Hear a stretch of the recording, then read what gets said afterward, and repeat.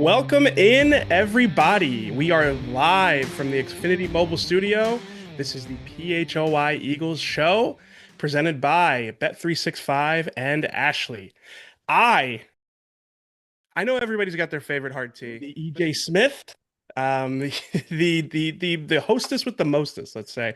And I am joined, don't make it inappropriate, I am joined by draft savant Fran Duffy. I'm very excited for the show. We have a lot to get to. We've got consensus mock drafts, we've got big board talk to get through, we've got an Eagles coaching hire, and we have a trade rumor. So we've got a lot to get into, but first and foremost, Fran, how are we doing today? Happy Friday, right? Francis is at home today because they have an in-service day at his school, so it's the start of a 4-day weekend for him. I told him just because you're off doesn't mean I'm off, so it's been a fun back and forth all day. Nice, nice, very nice. Yeah, I'm always like, I don't have a good sense of like the in-service schedule. So like I was on the phone with my sister earlier and I'm like, why are your kids in the car? It's like noon and she's like, it's an in-service day. So I'm sure it's tough to keep track of for you. But no, like I said, we got a lot to get into here. I wanted to start with what we are going to call the big takeaway, which is presented by Xfinity, which is life after Jeff Stoutland for the Eagles here, in terms of evaluating draft prospects, especially along the offensive line with Stoutland being such a player developer. I wanted to get your idea or your a sense from you, Fran. How much do you think the big board changes for them on the offensive line now that they don't necessarily have the player developer that Stoutland is at offensive line coach there?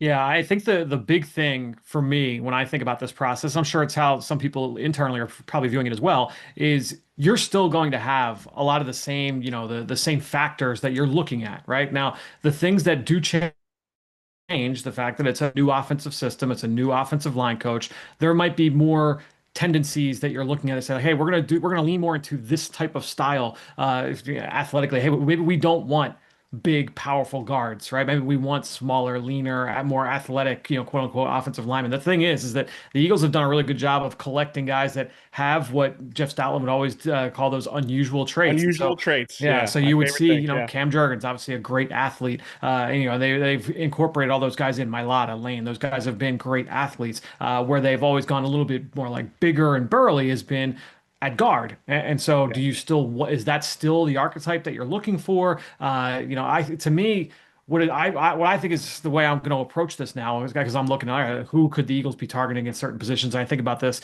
for all 32 teams. I look at it as okay. Well, what are Howie Roseman, Nick Sirianni, like that pairing? What are the types of players, the type of profiles that they typically target, and we've seen them target. And now instead of just applying that to edge rusher or corner or this position or that position, I think you basically just say like, all right, we're going to put that along the offensive line. I think the big thing though is with every talent acquisition, with every player acquisition in the last 12 years or however like 13 years, you always kind of said like, all right, it's got the benefit of the doubt because Jeff Stoutland has his stamp of approval.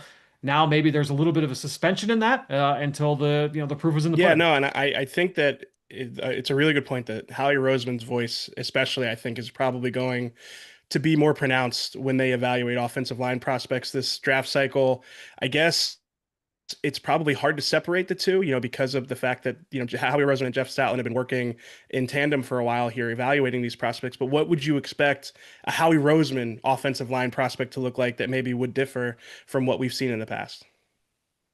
Well, and to that point really quickly, because I do want to answer that part of it too. There are a lot of analysts that are in the media, right? Obviously, and whether it's former players, former coaches, former scouts, you go down the list. And what you'll often find is that as they talk about players that they like, and they talk about, they release their rankings and their big boards and things like that, they will often mirror the GMs and decision makers and coaches that are in the league that they came up with Mm. because it's like hey like we learned together we were like in the foxhole together we were grinding through the tape at 3 a.m. on a Tuesday in April like that those kinds of things are formative in terms of how you put together your evaluations and what you believe are your priorities at every position. So a lot of those same critical factors that Jeff Stoutland would talk about, I would imagine, yeah, there is going to be crossover now with what especially because like Howie Roseman, other coaches, other scouts, like you have seen this combination of skills work for this position. So you Yeah. see, all right, like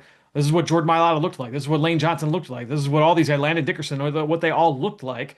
All right, we can kind of replicate that moving forward. I think that's what the hope is moving forward. Now, in terms of like what I would be looking for, the thing is like, and I've talked about this with you. Like, I track all 32 general managers, teams, and I kind of look at like, all right, what types of players are they looking at certain positions? When you have a general manager that has been in place for a long period of time over multiple Yeah. coaching staffs, what you typically see is like those things tend to fluctuate. And because a GM, you're always trying to make sure that you deliver players to your coaches that they like, right? And so you want to play right to their scheme. So I think the big thing is that what I have noticed over the last, since 2021, since Nick Sirianni first arrived, what do we hear Nick Sirianni talk about all the time? Is like the dog mentality, right? Yeah, So when you tough, and competitive. Yeah. yeah, but that's the thing is that when you look at just the first round pick, second round pick, third round pick, so like primary, the prime selections there, in terms of draft capital, every draft since 2021, in one way, shape, or form, these guys all kind of represent like dog mentality, right? They hey like they're really tough and violent and physical. They were like alpha dogs in the locker room. They were they're so Yep. hyper competitive. The work ethic, whatever it is. You can look at every single one of those guys and say, yeah, that fits this player, that fits that player. Mhm. And so I don't. My guess is you're not going to see an offensive lineman brought in that doesn't check that box. Now we can start getting into like other parts of the profile and things like that. Like I don't think that Howie Roseman's going to be drafting like an offensive lineman who dominated in his age 24 season as a sixth-year senior. Like just because I think that there are certain things like there's certain sandboxes that they're going to play in. But I do think that opens the door in terms of the types of players that they're going to be looking at. Yeah, you describing like that Nick Sirianni type of player reminds me of when Nick and Howie talked about Will Shipley and how this guy was even competitive with his grade point average, and Right. it's like always Yes. something that stood out to me. It was an interesting scouting note there. So that's going to do it for the big takeaway presented by Xfinity. I did want to ask you, Fran, about a couple of these offensive line prospects and maybe whether they move up your big board here for the Eagles specific or whether they stay put. The first one is Kadyn Proctor, the offensive lineman from Alabama. I know his range starts probably well before the Eagles will be on the clock at 23, but I do think when I looked at his profile. And you guys should 100% check out Fran's draft guide because I mean the information that you're going to get on these guys is unbelievable. And as preparing for the show, even using it as a resource was incredible for me. So you're going to see a lot of notes from Fran's draft guide throughout the show. So be sure to go to allphly.com and become a diehard so that you can get access to all of these write-ups on all these different players. A quick glance at him in your draft guide, Fran. He seems like a very Eaglesy type of prospect. Former five-star recruit, 3-year starter at Alabama, unusual at 6'7", 360 pounds. Do you think that, a player with a high variance like that, I guess how much does Stoutland's departure impact how you would view that fit for the Eagles? Yeah, I think that the where I'm kind of circling because this is also still so fresh, right? I mean, we're still Yeah. only like days since this announcement. The way I'm kind of looking at this now is that I don't think the type of player changes in terms of who they're searching for. I think it's just again, it's the suspending that like oh yeah, like get the benefit of the doubt or like the confidence that this player is going to hit, right? Like it doesn't mean it's not going to, but there's not that track record there with Chris Cooper here in Philadelphia or Yeah. anywhere of saying like, oh yeah, like he can get this really raw, moldable ball of clay and turn him into a super refined product, right? And so, I remember last week when you had Alec Lewis on and talking about, Christian Darrisaw, like yeah, he should be given some credit for that, but he was like established in like a pro caliber tackle when he arrived, right? And so I Yeah. think when you're looking at getting a guy like Kadyn Proctor, who yeah, absolutely checks a lot of the boxes, like unusual physical talent, underclassmen, performed well at an early age. He is, I mean, when you talk about some of the blocks that this guy delivers in the run game, like finishing guys, at first level, second level, even third level, I'm like, yeah, like, okay, there's dog mentality there. There are some weird things about the background. He's got some medical stuff. There were Mm. times where he was extremely heavy. So, like, the weight stuff. So, there was like some comparisons to Mekhi Becton. He has been a 3-year starter at left tackle for Alabama. And he's had issues, especially the last like 2 years in pass protection, just like giving up the soft corner. A lot of people do think he'd probably be better served sliding into guard for that reason, and I do think that yeah, that might be in his future. I typically trend towards let him fail at tackle and then kick him Yeah. inside. But we did just go through this with the kid that the Giants just drafted a few years ago in Evan Neal, where he Yeah. did not work at tackle. And they're like, oh, we'll move him to guard. And he's become a backup guard. He's not even a starting guard. So, I do think there's a little bit of boom bust there. But Proctor, I mean, from a physical talent standpoint, it's tough to argue. So let me give you my vantage point on draft stuff, especially this early. It's not early in the process for you, but for me as like a beat reporter, being early in the process, getting to know some of these guys, the first thing that I always ask myself is like, is this player realistic for the Eagles? I don't want to come on here and tell you that they should be drafting somebody who's actually going to go top 8 in the draft because that's always like the first question I ask myself. And then what you just did there, where you're explaining some of the potential reservations teams will have, that to me is like, oh man, like this might be a value buy for the Eagles in the Could be. latter half of the second round because of some of those things. I mean, obviously they just drafted Jahad Campbell, who had similar stuff in terms of medical concerns coming out of school, coming out of a big school at Alabama there. So he's definitely an interesting one. Do you think that it is unrealistic, or do you think that there is a chance that he could make it there to 23 for the Eagles? Oh, it's absolutely realistic. One of the so I had the consensus mock draft exercise Yeah. that I posted earlier this week. It's up now on allphly.com. And one of the things there are lots of different pieces of information that you can get from that piece, from that exercise. And I share a few of them. I shared one on the newsletter that went out this morning. But one thing Okay. you can do is if you have a player like Proctor, and I haven't done this like for content, but you can do this, is you can say, okay, like I want to get a sense of his range in the first round. So you just go with, or you just do like a, Command F, like, all right, we're just going to search Kadyn Proctor. The earliest he shows up in these mock drafts, and again, I canvass just the mock drafts from like the most notable draft analysts out there. So it's a sample of 13 of basically everybody's like mock draft 1.0 from the Yeah. end of the regular season until last week, first week of February. So you're talking Daniel Jeremiah, Dane Brugler, mine, you right down the list, Mel Kiper, everybody. And the earliest he shows up, two of the analysts had him at 14 to Baltimore. Then you Hmm. had two had him at 17 to Detroit. Then you go one had him at 22 to the Chargers. Two had him at 23 to the Eagles. So Yeah. you got to kind of go down. You're like, all right, like middle of the teens into the latter stages of round one. I had in my newsletter today, I did a thing where it's like, okay, who are the guys that of those 13 mock drafts are like the lock first round? They appeared in every single mock. Then they appeared in most of them. Then they appeared in half of them. Then they appeared in less than half. Kadyn Proctor appeared in. Let me just go in. It was in every single mock. So everyone says like, Okay. okay, he is a first round pick, and it happens he goes off as early as pick 14, and between 14 and 32, he's off the board. Yeah, that Ravens scenario is one I Feels like a always feel like Raven. Eagles and Yeah. Ravens, anytime they're around each other, they're going to be fishing in the same pond there. Really quick, I wanted to ask you also about Maxx Iheanachor. Hmm. Hope I got that right. Again, You're the you're draft pretty much guide, there. yeah, Nice they job. got me. Yep. Yeah, the draft guide gets me right on these things. Arizona State offensive tackle. He was a 1.5 year starter at Arizona State, Senior Bowl standout. I know we've talked about him on the show before. Another big guy, like 6'5", 325. And I know that again, you've been bullish on him in the early draft process here from the All-Star games. So I know, like again, reading your scouting report here, great athlete, easy, efficient, explosive traits show up consistently on film, able to govern his speed and accelerate into blocks never on the ground.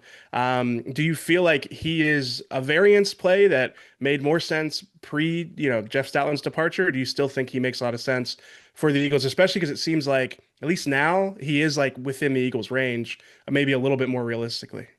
Yeah, I think that I think he showed up in two of the 13 mock drafts. Hmm. My guess is that when I do the next version of this exercise in March, so I'll do it again in like, mid to late March, uh, he will appear in more like at a higher percentage of mock drafts because my guess is he's going to combine, and if he does testing, he's going to test really, really well at that size. And then you're building momentum off of what was everyone perceived to be a really good Senior Bowl week. I'd be in that camp. I thought he had a good week down there. You pair that with, all right, well, he's a junior college transfer who's only been playing football for 4 years, didn't play in high school, never played before junior college. So it's like, all right, like arrow is pointing up, and he got better as the senior season went on. He went to the Senior Bowl and was good. Went to the combine and was good. Like we're talking like stock up at that position. So my guess is, yeah, he's going to be right in that range. Now, 23 might be on the earlier end of that range if I had to guess, but though again, like those guys with those traits at that position tend to go. Yeah, no, and that new to football thing is another thing that the Eagles have coveted in the past with success and failure. So definitely one to watch. All right, we're gonna take our first break here, and we're gonna come back and we're gonna talk about a potential trade that was teased on the Anthony Gargano show this morning. So you have to stick with us to find out what that is. I know everybody's got their favorite hard tea, but have you ever turned the can to read what's in them? You can't because they won't tell you. And while they hide what's inside, our friends at Crooked Tea, they brag about it. That's right. Crooked Tea brews real USDA organic tea for real flavor with zero sugar. There's no fake junk hiding behind the label like some of those other brands. What you see with Crooked Tea is what you drink. So next time you're at the store, flip the can. And if you can't find the ingredients, just put it back. Seriously, just put it back and then grab a Crooked Tea. It's zero sugar, real tea, and fully transparent. Philly, you guys already know it. Real recognize real. So why drink the fake stuff? Crooked Tea. The only thing better is a strip sack in the Super Bowl. Visit crookedtea.com to find a store near you. Again, that's crookedtea.com to find a store near you and tell them that we sent you. Next, let's talk about Mars Men. For those of you out there dealing with energy crashes in the afternoon or maybe some unexpected weight gain, it's important to know that you're not alone and Mars Men may be the right solution for you. Going into the new year, you can turn the clock back and make things easier on your body the natural way with Mars Men, a potent and natural testosterone stack that optimizes your body's ability to forge usable testosterone. You may have heard about TRT as an alternative, but Mars Men lets you boost your testosterone without the weekly shots for the rest of your life. Going to their site and you will get a 90-day money back guarantee, so there's no risk. And for a limited time, our listeners get 50% off for life plus free shipping and 3 free gifts at mengotomars.com. It's a perfect way to kick off the new year strong. That's mengotomars.com for 50% off and 3 free gifts when you're at checkout. After your purchase, they'll ask you where you heard about them. Please support our show and tell them that we sent you. All right, we are back on the PHLY Eagles show, and let's start with some Eagles news that came down earlier today. The Eagles hired Mike Pellegrino as their defensive backs coach. I think his title, if I had to guess, is going to be actually secondary coach. That's so. Let's go through the background and then we'll Okay. talk about Yeah. some of the machinations of that defensive staff. But he was most recently the Bills Nichols coach. He spent last season on the Buffalo staff.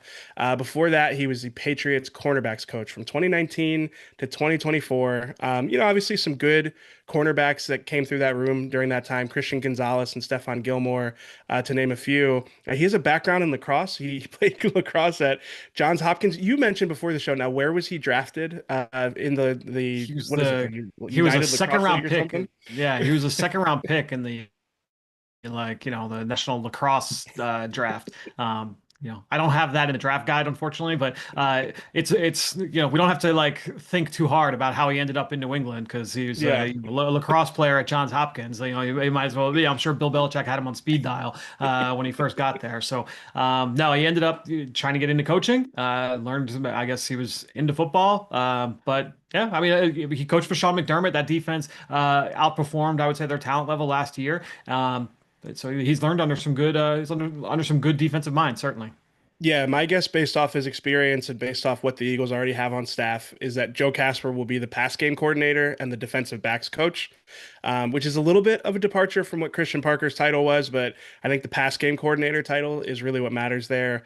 And then I think that Roy Anderson will stay as the cornerbacks coach, but because he Okay. already has that title, my guess is Pellegrino works with the corners, but is again the secondary coach might be his title there. So it's mostly like title like whatever it's kind of window dressing, but yeah, I think that he'll have a hand in developing the cornerbacks, which is important because that was a big thing. That was a big part of Christian Parker's role with the organization. So Joe Casper kind of takes some of the administrative stuff, but hands-on work, I still imagine that Joe Casper's with the safeties and that Pellegrino kind of fills that void in the cornerback. So definitely an interesting hire.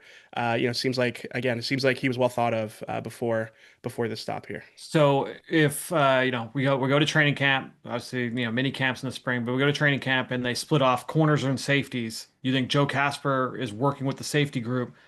Is Roy leading the cornerback drills, or do you think Good question. Seltzer or Pellegrino is leading it?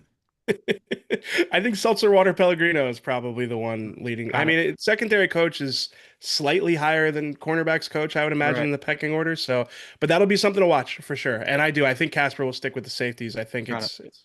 I mean, that's where most of his experience has been, even with Miami when he followed Vic down there. So yeah, definitely one to keep an eye on there.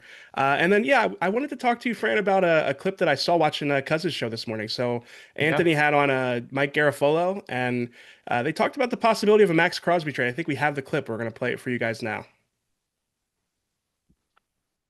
What chances do you think the Eagles are a destination? Like, Big time. Big time. If this thing opens up, and everybody's a player. I mean, listen, they tried to trade for Micah Parsons in the division, right? Why would they not trade for let me rephrase. Why wouldn't they then be considered a strong contender for a team that would be like, yeah, get him out of the conference. right. Get him to another team. And I would certainly put the Eagles top 3, 5, whatever, for Maxx Crosby if and when this thing opens up. And I do believe it's going to open up. Yeah, so it's interesting to me. It kind of surprised me. I think, well, I guess I shouldn't say it surprised me because covering the Eagles as long as I have, whenever there is a premier player that is, expected to hit the trade market, it's almost it can, and I'm Mike's reporting is solid. I'm not trying to No say that it's question. yeah, he is. I mean, if he's saying it, he definitely has a great handle on these things, but they are always the team that is sniffing around like top players when they hit the trade market. I'm sure that the Eagles will figure out what the price is for Maxx Crosby.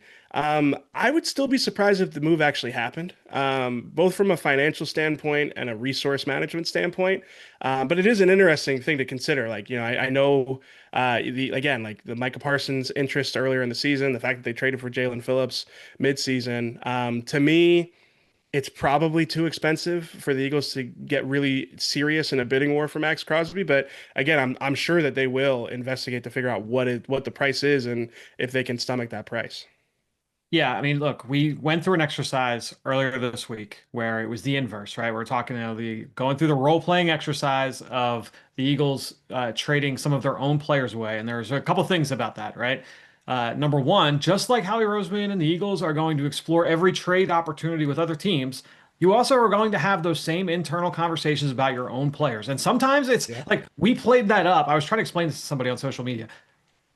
We played that Sounds up like as a like, yeah, it's terrible it's a experience for big the record. official meeting. What's that? It sounds like a terrible experience. I was trying to explain Oh, it this was a to someone futile on effort. social Yeah, media. right. I mean, dumb on my part, but yeah, like we played that up. We dramatized it from a like, oh, we're gonna have this big meeting and have this conversation. Yeah, like sometimes those kind of conversations might happen in that setting, but other times it might just be two people like it starts as a conversation like walking back from lunch and then it's like, hey, let's keep talking about this in the office, or it's like Yeah. walking out to the cars at night like, oh, like, hey, like let's think about this and let's check back in tomorrow, like that kind of thing. But you always have those kinds of conversations, and some of them it's like we didn't talk about the other day because his contract is basically like you're not touching that. It just got Yeah. done 10 months ago, right? And so there are some where it's like, yeah, that you're barking up the wrong tree, and then there's others where it's like, yeah, that's tough, but like, what would the value be? So looking at like, bring this back to Maxx Crosby, in that episode, we talked about like by letting Dallas Goedert go, where it looks like Dallas Goedert's, I felt most strong about it Yeah. yesterday, based off yesterday's show. But like, if Dallas Goedert is not going to be here next year, that number, like, that's a lot of dead cap that you're taking on because of all the void years on his contract. If you trade AJ Brown this spring, which that is absolutely within the realm of possibility, that is more dead money that you're taking on. They do have wiggle room and they are accustomed to taking on that dead cap, but you don't, it doesn't give you a ton to be like, oh yeah, like let's go trade for Maxx Crosby Yeah. also while we're going to extend Quinyon Mitchell and all the other guys that are going to happen in the next like 15 months. So it's my guess is it would not happen. I wouldn't. It's not, I wouldn't say like I would completely rule it out. But like they also just gave up a pick, a third round pick Yes. for Jalen Phillips. Like Yep. if you're letting him go, I would imagine you're not bringing him back if you're going to trade for Crosby. So that you add that as like that's a lot of assets to give up for veteran defensive players. When you're kind of like turning it over there, it's tough. Yeah, just for context here, Max Crosby has $30 million guaranteed next season. I signed a deal a couple of years ago with the Raiders. I think he's restructured that deal a couple of times and for a few extensions as well. I wanted to address like the argument, well, they were in for Micah Parsons, so why wouldn't they do this?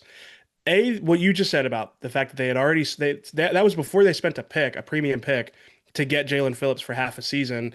The other part of that is I don't think we should view Micah Parsons and Max Crosby as quite the same Yeah. type of opportunity on the market here. I mean, Micah Parsons is a lot younger, and I think they're both obviously elite edge rushers. Probably Max is a top great five, player. Yeah, great right? player.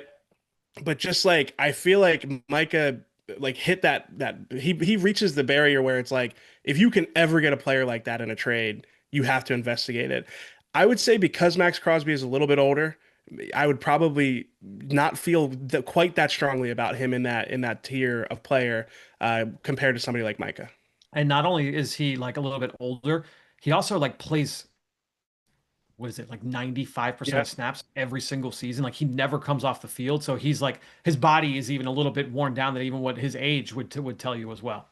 Yeah. Yeah. Like, we had the conversation during that exercise, not saying that we were, advocating for it, but we talked through like, would a Jalen Carter trade make sense? If you had told me like you could trade Jalen Carter straight up for Micah Parsons, I don't think that's actually a deal you could do. Jalen Carter and a first for Micah Parsons, yeah, I would talk. I think that is a reasonable thing that you could talk yourself into there. Jalen Carter for Max Crosby, straight up, I'd feel Right. a little bit less. I feel less confident about that one. So I think that subtle distinction there is important to keep in mind. In addition to what you said about the fact that they already sent a premium pick in exchange for Jalen Phillips, and they're a little bit closer now even to this defense getting really expensive. It's a risky thing. I think it would have to be the type of deal where Max Crosby really wants to come here, and the price therefore isn't as prohibitive as we'd expect it to be. Yeah.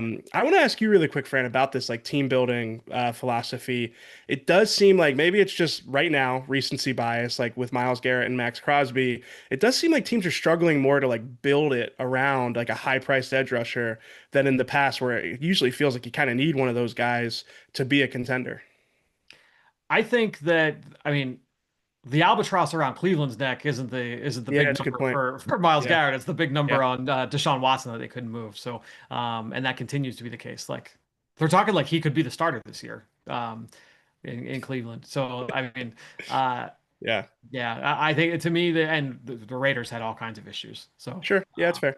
yeah. Yeah, Steelers have been able to manage that a lot better. Yeah. Yeah. So no, it just like for once, it's like, man, like usually if you have one of those guys, you feel like you'd be a contender every year. But you're right. There's definitely other Yeah. context there. All right, we're gonna throw it to our next break, and then we are going to talk consensus mock drafts. We're going to talk about some of the players most often projected to go to the Eagles early in the draft process. And I'll be honest, there are some surprising names on this one for me, Fran. I'm Agree. excited to talk through it. But we've also got a Oh yeah. special message from Bo. Bo's Oh, missing today. Obviously, he's taking some time off, some much deserved time off. But yeah, you're still going to hear his voice. Let's just put it that way. So you have to stay tuned to figure out what Bo has to tell you guys.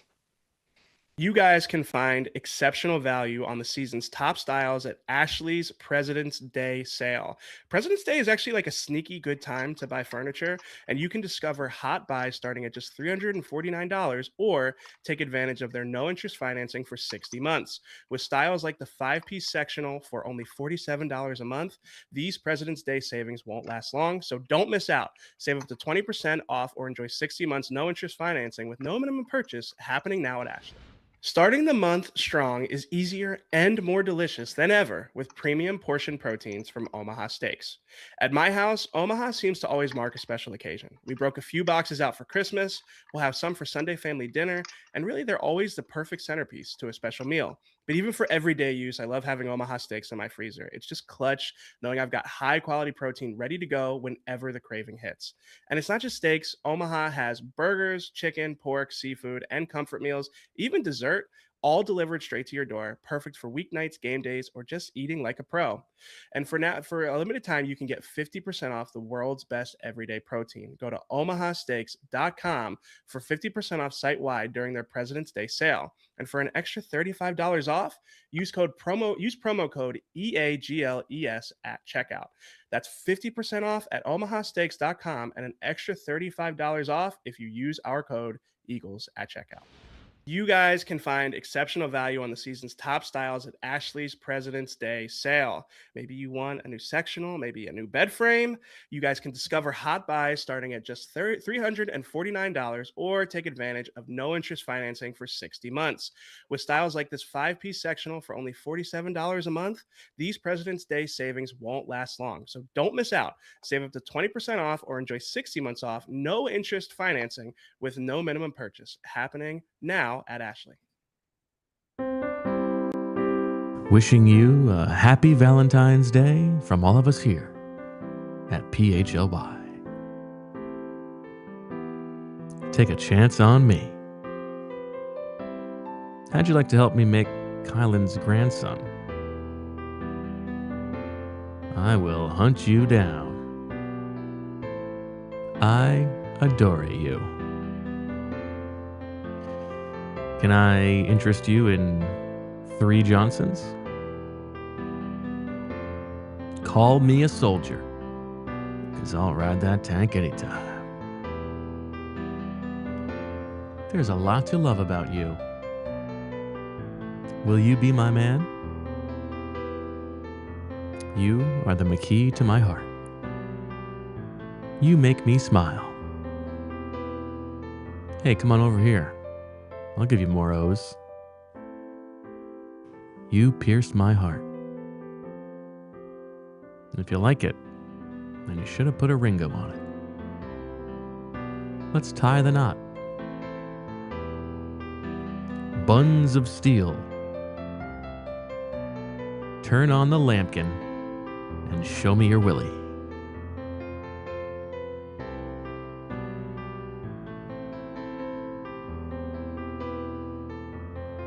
Ship me out of town.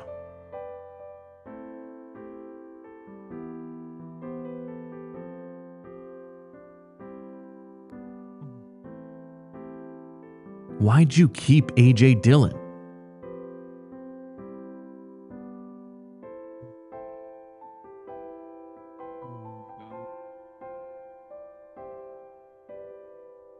Let's play gay ball.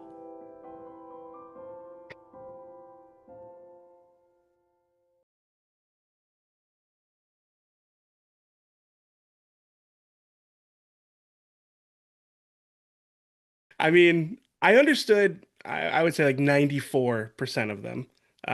The more O's, I don't know. I don't know if I want to know. Oh, come on. I mean, I'm not going to explain it. Yeah, please don't. But yeah, I'm glad that we had Bo's presence on the show. And yeah, marking Valentine's Day. Some of us, me, uh, we don't do Valentine's Day on Valentine's Day. It's too hard to get a reservation crowded. We went out last night. We had a Valentine's Day dinner. I did a couple things. I can't. I'm not gonna be vague. I scheduled a massage for my wife while I was at work to try and show her that I appreciate her. So shout out to my wife first and foremost. But yeah, Valentine's Day. I feel like you gotta have Valentine's Day every day so that when you have Valentine's Day, you can just stay at home, have a nice day, and Well, wait. So you guys did dinner last night. we did dinner last night. That, Yeah. so I have to ask, Was that before or after you guys took care of your new desk? Yeah, so the eagle-eyed among you may realize I needed to get to this on the show, so I appreciate it. The eagle-eyed among you may have realized that I did the ads and I looked like a giant. I looked taller than my bookshelf. And it is because I have a standing desk now. And the only reason Lex? I have, yeah, it is, well, it was a free standing desk, although it did come at some personal cost. It's what I would Your say. pride, yeah. Yes. So the bottom line is that the standing desk being here is really a testament to the familial nature of the PHLY staff, because it was somebody in our building was giving it away, the PHLY building, and Jamie said I could take it home. I'm like, that's amazing. Shout out to Jamie for that. And then you and Bo helped me take it down to my truck, and we put it in the truck, and we realized there's no way this thing is fitting in the truck. I thought I had straps, like ratchet straps to secure it. I didn't bring them, and I had to put my tail between my legs and tell you guys, I think we're gonna have to take this thing back upstairs. And then the For next the let day, the record show that when we were upstairs before we brought it down, I was like, "Hey, like, do you want to measure it? Do you want to do this? Do you want to do that?" And you're like, "Nah, like it looks right." And you, what about me would make you think I'd be like, yeah, let's measure it? So we get it down there, doesn't fit. We have to take it back upstairs. I come back the next day. I've got ratchet straps. That was really all I brought. I didn't have anything else. I wanted to no, bring a you didn't have drill, anything but else. and we get this thing. Here's what I would say. It looked terrible. Like it was just going to fly right out of the bed of my pickup truck because we had to lay the tailgate down to get it to fit. Yes. But a credit to your ratchet strapping ability and your knot tying ability, it didn't move at all on the way home. It was very safe. I was even on Kelly Drive, and I'm sitting here driving like terrified, staring at it the whole time. Doesn't move the whole time on the way home, and yeah, when I get home, I was like, you're either going to look at the secured, like how it's secured, and you're gonna go, oh, I don't know why you were ever worried about that, or be like, I can't believe you made it home, like with this thing still in the bed of your truck.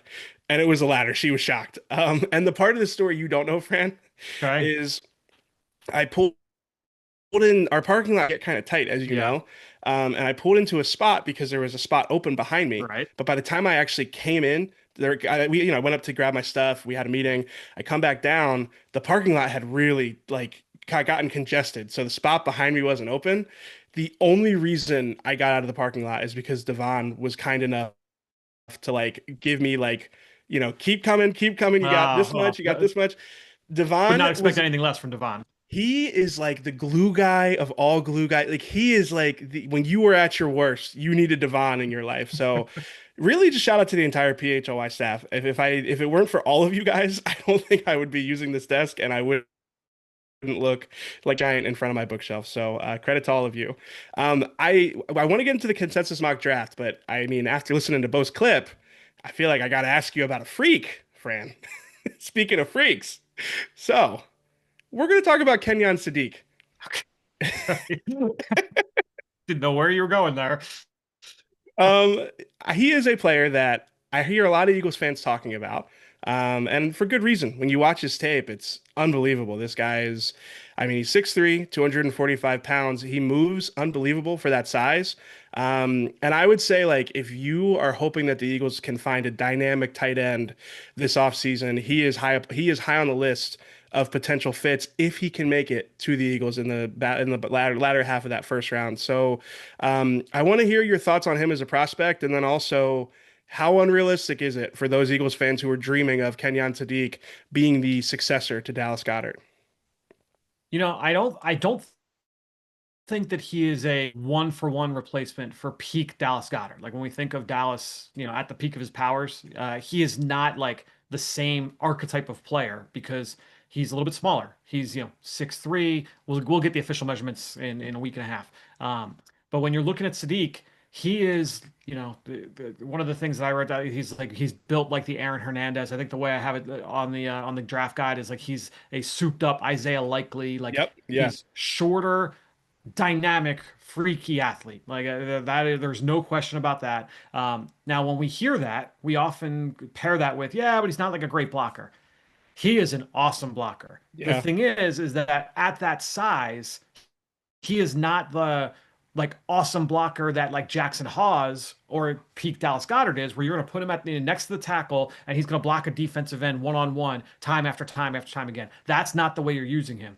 But if you are going to use him the way that like the Eagles used Grant Calcaterra last year, where it's like, oh, like the movement blocks, like coming across the formation, he's going to block a linebacker in the hole. Like he is awesome at that. He is so, so good. And like just go, you literally go into the draft guide and you go through, especially from like the fall, like middle parts of the fall, and it Yeah. felt like every week I was just adding clips into the draft guide, into that page of the draft guide of people, including me, just like going like goo goo gaga over him as a blocker out in space, second It's level, third funny. level. It's It, he's awesome. it's funny you say that, Fran, because that's exactly what I did last night. So this is another shout out to the draft guide here because I don't know where you've come down on like YouTube highlight scouting. Um, Oh. but if I like want to get a good, just a general idea of what a player looks like, the first place I'll go is like 4 minutes to see like, all right, what were their best plays last year? Try to download a season worth of highlights into a very short amount of time. But yeah, I'm not going to come on the show and tell you that I've done the homework on this guy. The draft guide lets you like you can pull up the film clips that are shared on social media throughout the year. So no, I did watch tape on this guy blocking, and I was like, yeah, no, he looks pretty good in this role. I think you're right. He's smaller, but if you can get him, have in advantageous situations, he can definitely hold the point of attack. The Zach Ertz was an every down tight end for the Eagles for years. Yeah, He is a better blocker than Zach Ertz, right? But he's just a different kind of blocker than Dallas Goedert. So you would still have to get creative with his usage and things like that. You know, I see a lot of mock drafts have him falling into the late teens, into the 20s. I just find it hard to believe, yeah. I was personally. gonna say, how many turkeys are you putting on Yeah. that? I would be surprised, and especially like what we've seen the last couple of years, like where Colson Loveland goes in the top 10, Tyler Warren goes 14. Dynamic than both of those guys athletically. I think he's a better blocker than Colston Loveland right now. Hmm. Yeah, so when I'm looking, I'm like, I find it hard to believe that he would go, especially in this draft where you don't have like that wealth of blue chip talent at the very top. And so to me, I would find it hard to believe that Sadiq would fall that far.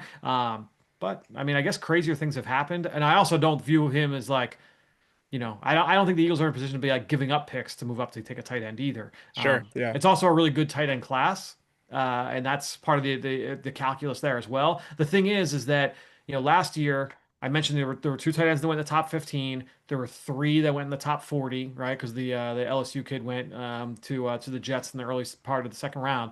Yeah. I don't think that many are going to go that high, but there are going to. If I had to guess, it's going to be like you know this is the most tight ends drafted in X amount of years. Like it's going to be one of those. There are a lot of tight ends that get taken from rounds 3 to 6 that profile as like a tight end 2, tight end 3. So Mm. to me, like the Eagles can fill out the room with this Yeah. one.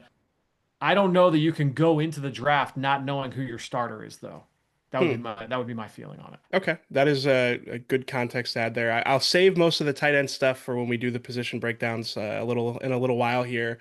Let's really quick look through some of. I've got one quick point with the consensus mock draft, so let's Okay. really quick look through some of the players that are most projected to the Eagles. Bo alluded to this yesterday. I was very surprised that two cornerbacks Yeah. took up five of the top. I mean, it was Avion Terrell, some cornerback, and Yep. then Colton Hood from Tennessee. Five of the spots are at the cornerback position. I think that is the type of thing, especially like with some of the guys who do a lot of like reporting to add to their mock drafts. I think as time goes on, you'll probably see much fewer cornerbacks being projected to the Eagles. Some of the O-linemen on this list, some of the edge rushers make a lot more sense, but just from a team building perspective, it's hard to imagine the Eagles going corner that early in the draft with all the needs they have on offense. Yeah, I mean, we've talked about it. I imagine that it will change as we go through the combine, and because here's what happens. Go to the combine and a little inside baseball. A lot of media types catch up with a lot of league personnel types, and you start talking about positions with teams and what makes sense. And then also we're going to see free agency happen, and you're going to see those things start to kind of circulate, and that's where the word of mouth information starts passing from one person to the next. Mm, I yeah. think it will turn, and then obviously like if there is an AJ Brown trade, then all of a sudden now wide receiver will be the #1 target for Eagles in mock draft and for the Eagles in mock draft. So yeah, I would imagine that we're going to see this turn. Yeah, I was curious, like as you went through the exercise, I know you sort of you alluded to earlier in the show, like the process that goes into this Yeah. for you. I guess what stands out at like what do you take away from the exercise? How would you say like this type of stuff informs the way that you evaluate the draft? Yeah, I think that, the way that I look at mock drafts is that it is a predictive exercise, right? Like it is like, all right, we're trying like some people do mock draft and they'll say like, oh, here's my mock draft 1.0. This is what I would do if I were all 32 GMs. Me personally, like as a fan, like when I don't give a crap what so and so will do. I want to know what do you think is going to happen? Like how is this going to play out? So I look at it as a predictive thing. So when I look at mocks and I look at this kind of exercise, like okay, like what do people think is going to happen here? And like I said, there are other little pieces that it can be instructive in a lot of other ways as well, where maybe it's the range of a specific player. Maybe it's hey, this position is what a lot of people feel like this individual team is going to address. Maybe the player is not right for a lot of them, but we think it's gonna be a secondary, it's gonna be a DB, or it's gonna be an offensive lineman, or it's gonna be a playmaker on offense. So you just kind of get that the wisdom of the crowds idea, and I think that there's something to be said for that. And honestly, this all comes from the idea in conversations I've had with people about the exercises the teams go through every spring. And it's usually why you get into like late March into April, where they have all the modeling and all their mock draft projections. And it's like, oh yeah, we can push a button and run 200 versions of a mock draft. A lot of it is built off of this kind of idea. There's a lot of other data points that go into it, but pulling in mock drafts from like the notable analysts is a big part of it as well. Yeah, I think Believe a it or lot not. of fans would find that surprising, Yeah, right? believe Like it or that, not. Yes, exactly right. yes, that I mean, I guess the aggregate of all the mock drafts can oftentimes be a helpful tool. When it comes to building out your big board though? I know this Mm. was a topic in the newsletter today. How would you Yeah. describe the process of going about doing that?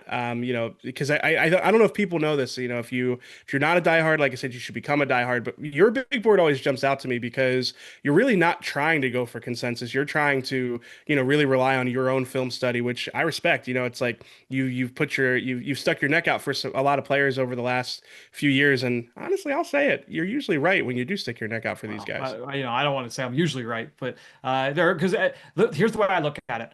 If I'm going to be wrong, I want to be wrong because I'm wrong, right? Like I don't want to be wrong because it's like, oh, like I really liked this guy, but not everybody else liked him, so I'm just going to keep him low. And then he turns Yeah. right, and then he ends up being good. I'm like, oh, like why didn't I do that? That's the worst feeling. So to me, the way that I go about my big board, I'm not going to go through like the entire process. If you want, I was as detailed as I could possibly get about this whole thing in Mm. the newsletter. So if you go check out and like social media, but just go search for like the All NFL Draft newsletter, search my name on it, and you'll find the subscription link. I put it out on all forms of social media as well over the last few days. So you can go and subscribe to the newsletter. It's a free email. You do not need to be a diehard to get access to this one, and it's just anything I've got from an NFL draft standpoint. And today's email went through like step by step. All right, I'm watching a player for the first time, doing a guy for the first time.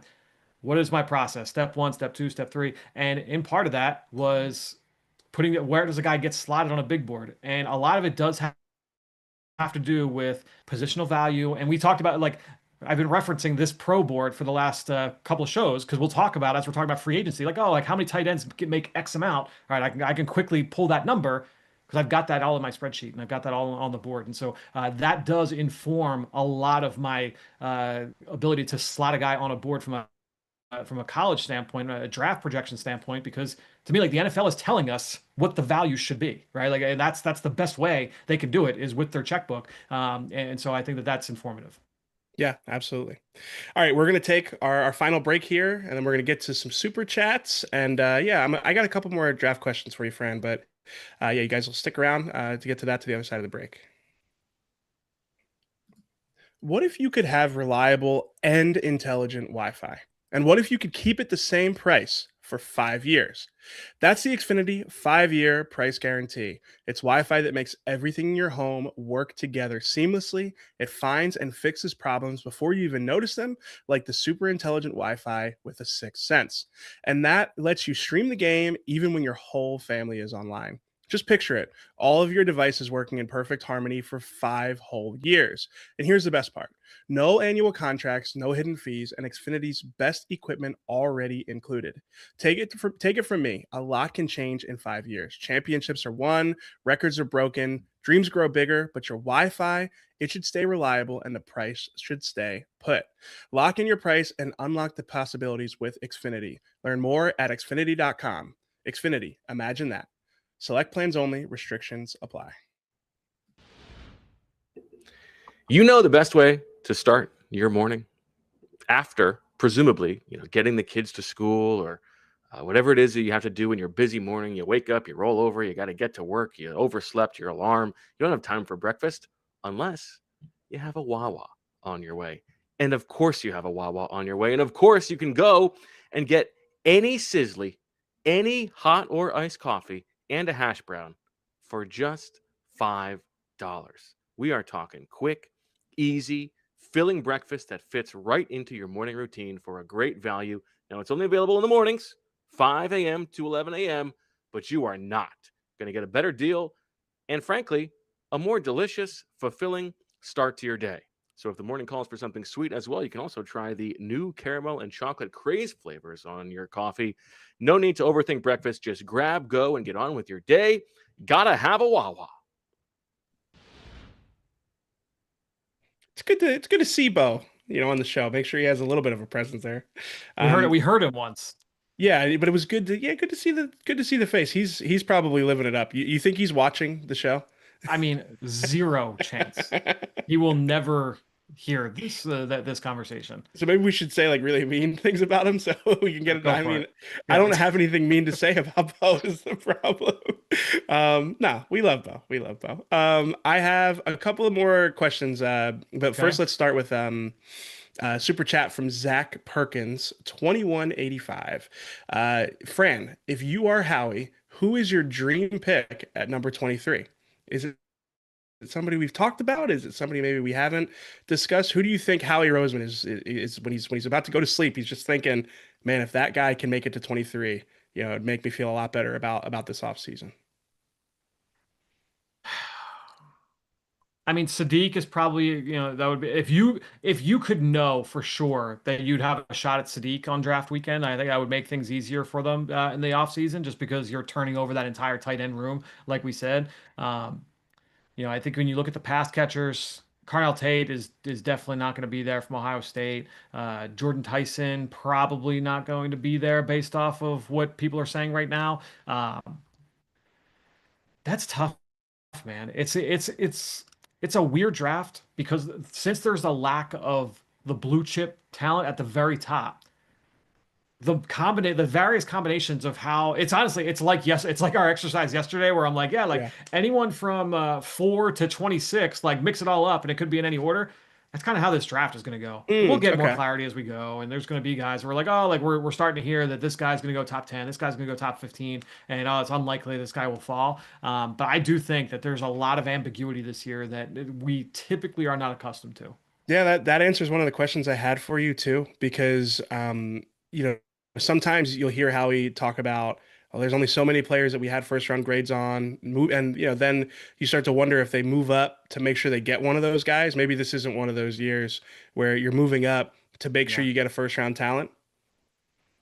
I don't think so. Yeah, and I think the other one, it's the idea of like trading future picks. Like you're not doing that this year Yeah. because you want to keep as many picks as you can for next year. Next year, for the record, like it looks like it's going to be a really good draft, like not just like quarterbacks, but also you look at pass rushers and receivers and corners. Like it looks to be a very, very special group. So that will be a lot of fun next year for the very top of the draft.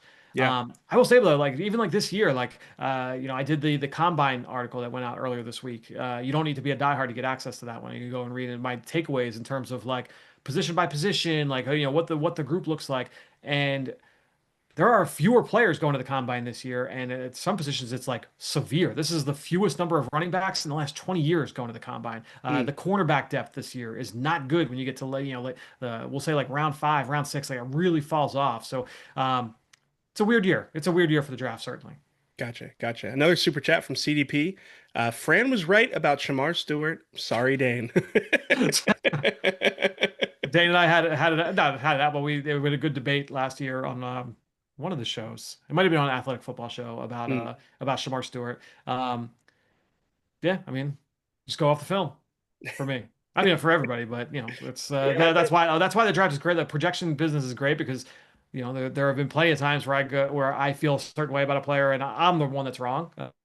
So it happens. yeah, yeah. I mean, listen, you are our favorite draft analyst. It's also 1 year, so I'm not like taking a victory lap on that. I respect it. We'll take the victory lap for you. Okay. I also wanted to ask you, just generally, like when you went through the consensus mock exercise, did anything surprise you in terms of kind of where people are on some of these prospects? I would say, let me just go through the one note because there in the newsletter today, the email that went out, I did the thing where I'm like, okay, like who are the ones that went in every single mock, that went most mocks? There were some where I'm like, oh, like I'm surprised. There were two players that I was shocked went in every single mock. Or Mm, sorry, there were two players that went in almost every single mock that I was a little surprised by. Georgia linebacker CJ Allen, Ohio State nose tackle Caden McDonald. I'm not really gonna I don't need to like go super deep here just because I don't think it's applicable overall to Eagles fans. They're not taking a nose tackle or a yeah. linebacker in the first round. But I don't know if I necessarily see either as a first round talent. There are a few guys. I'll tell you what, like this is one. I could never see the Eagles making this pick, but I do think that like there are other teams around them. The Dallas Cowboys could select this player. Akeem Mesidor, the pass rusher from Miami, Mm, turns 25 before the draft. History of mm, foot injuries. Was aw- he's a, he's He was awesome this year for Miami. Super fun player, like technically refined. There is something to say for the fact that he was like 24 and was dominating this year. Now, he was productive early in his career. It's not like he didn't do anything and then was productive this year. But it's just that's a tough bet to make. And people are like, oh, he's definitely a first rounder. Like I would not say that he is definitely a first rounder with that profile. But yeah, we'll see. yeah, the cautionary tale of the old, as Bo Wolf would put it if he were here. Yes. The other thing I wanted to talk about is ESPN's Jeremy Fowler reported that he wouldn't be surprised if the Eagles draft a quarterback on day 2 of the draft. Yep. As partly a reflection on Jalen Hurts or partly a reflection on honestly the way the Eagles organization has operated for the better part of a decade at this point, prioritizing that position. Is it, before we talk about the merits of doing that, is it a good year for the day 2 backup quarterback? Honestly, the Jalen Hurts type of prospect.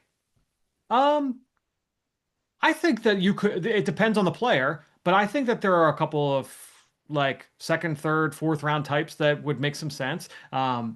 It would just depend on situation. In turn, like this guy falls to you, and it's like, oh, like too good to pass up. Like if Garrett Nussmeier fell to you at the end of the second round, and if they have the same grade on him that I Yeah. have. Like he's a top 30 player for me, where I'm like, yeah, like he could be I still am opening the door or keeping the door open for him being like a solid NFL starter. Yeah. And if that's the case, like that guy goes top 10, he goes top 5.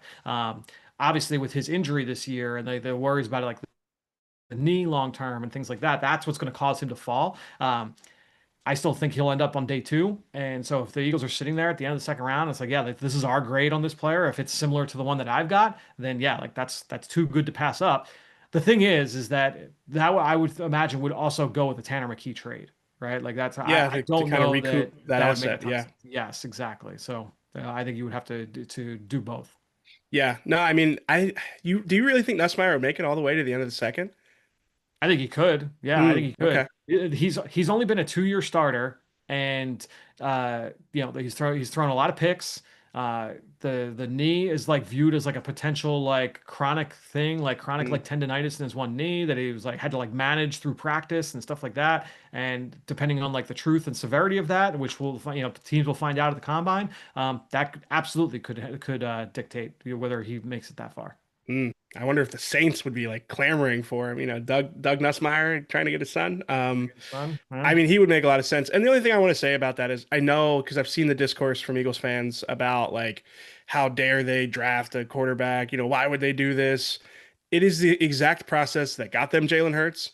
It is an organizational philosophy that has actually proven to be correct. That the backup quarterback position is a valuable one. It is one that they should again, like the Tanner McKee example is the template that you follow where you want to have a backup quarterback on a rookie contract that is ready to start important games if you need him to. Yep. So for that reason, it wouldn't surprise me if they did it. I mean, even less so than when it was Jalen Hurts, coming in as the backup quarterback behind Carson Wentz. I'm not sure it's a direct reflection of the way that Jalen played. I think it is just again, and the nature of the way that this organization views backup quarterback and the value that you can find if you can keep that player on a rookie contract. So it wouldn't surprise me, and I don't think that Jalen Hurts would need to have some big reaction in reflection to that. So Yeah, that's what I would say about it. Yeah. yeah. I mean, Jalen is a different has done more than what Carson Wentz did, certainly to that point. Like, Super Bowl MVP, playing to Yes. the level that he's played. But in terms of like durability, and Tanner McKee's going into a contract year, so you need to replenish that spot. And so if you have a guy that you believe like has that kind of value, yeah, like you're going to take that stab. Now they took Tanner McKee, what was it, fifth round? Yeah. So it's not the same, but to me, like if the value's right, you take that player. Yeah. And with that, we are going to Lindsay time.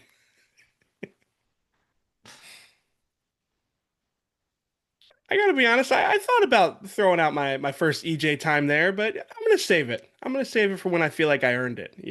Gotta. See, what I have noticed over the course of the last few days is that you kind of poo-pooed the value of a Friday show. You were like, oh, it's a Friday afternoon show, like in the off season. So I think you're like, oh, well, I'm just going to use a Lindsay time here. Like Oh, come I'm not on. going to waste the No, first no, we're EJ not doing time. that. No, I'm not going to waste the first EJ time for a Friday. Like maybe next week I'll do it. No, that's not what this is at all. It's Lindsay time because I appreciate Lindsay. She does a lot for the show. She gave me some like good encouragement yesterday because I think I freaked her out. I filled out all the stuff for the show last night. I had my desk. I was having a good time. I was like, let me just get this out of the way so I don't have to think about it. Like when Howie Roseman's laying his head on the pillow thinking about if Kenyon Sadiq's going to make it to 23, I'm usually like laying my head on the pillow like what are we going to talk about tomorrow and what's the right SEO combination for that. So I was like, let me just get out of the way. But Lindsay gave me some encouragement and I appreciated that. So yeah, shout out to Lindsay. Shout out to Lindsay. Hopefully there's no power rankings today though, because I don't know. I feel like the power rankings, I feel like Bo's still going to come out on top on those. It's by the week, right, Lindsay? So it's not like by the day. I'm not sure. Is it by the day or is it? I've never won, Hmm. so I wouldn't know. Where'd you eat last night? We went to a place in town called the Social. It's one of our favorite spots. They have this truffle cheese. It's Okay. like a, Yep. it's kind of like a gourmet Yeah. American type Yep. place. And they have like a truffle cheese stick. They make gumbo that's really good. Mm. So it's the type of place you want to get like a good appetizer and then only eat half your entree and then save the other half for dinner the next night. So that's what we did. Yeah, we had a good time and I mean, we did. We got back and it's like, all right, let's put on some comfortable clothes and get this desk inside. So you did that. You did do the desk afterwards. Got it. Yeah. It was like a 4 out of 10 pain to get it in. Okay. But it wasn't as bad as driving it home. I mean, I could tell you because like I don't like being that guy. Let me just say for the record, like I don't like being the guy who has like the dodgily secured thing in the back of the truck. Like that's not who I want to be as a person. Um, I will but yeah, say, if that's the case, then you probably could have prepared a little bit better to get yourself ready for the situation. that is fair. That is very fair.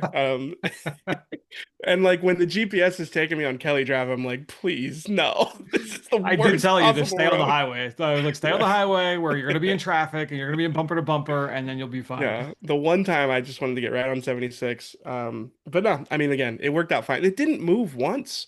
Like, I don't know. So again, testament to you. So, I don't know if you want to share your Valentine's Day plans here, but I would love to We're hear it. you know we thought about, I found like babysitter and everything, and we thought about going out, but I think we're gonna the three of us are gonna lay low. We'll hang out. Okay, We're like going to a that. movie tonight.